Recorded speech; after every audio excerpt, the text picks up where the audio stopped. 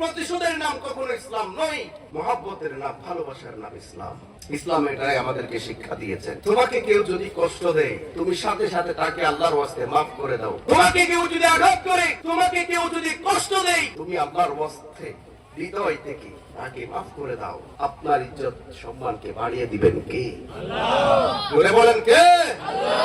আল্লাহ ক্ষমাকারী বান্দাকে বেশি ভালোবাসে। আল্লাহ নিজেও ক্ষমা করতে বান্দাদেরকে ভালোবাসে। সুবহানাল্লাহ। সেজন্য আজকে একটা মেসেজ দিই, আপনাকে কেউ যদি কষ্ট দেয়, আঘাত দেয়, আপনার সাথে দুশ্মনী রাখে, আপনাকে হিংসা করে, আপনার সমালোচনা করে, আল্লাহর ওয়াস্তে মুচকি হেসে তাকে মাফ করে দেন, আপনি ক্ষমা করে দেন। দেখবেন আপনার হৃদয়ে অন্যরকম একটা প্রশান্তি, আপনার অন্তরে অন্যরকম একটা প্রশান্তি কাজ করবে। সুবহানাল্লাহ।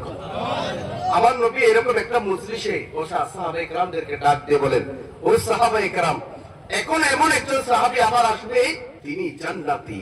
সুবহানাল্লাহ। আবার পুনরায় আরেকটা মজলিসে আমার নবী সাহাবায়ে কেরামদেরকে ডাক দিয়ে বলেন, ও সাহাবায়ে কেরাম, এখন আবার একজন সাহাবী এসে এই জায়গার মধ্যে বসবে, তিনি জান্নাতি। সুবহানাল্লাহ। আরেকটু জোরে কইতে তো সুবহানাল্লাহ।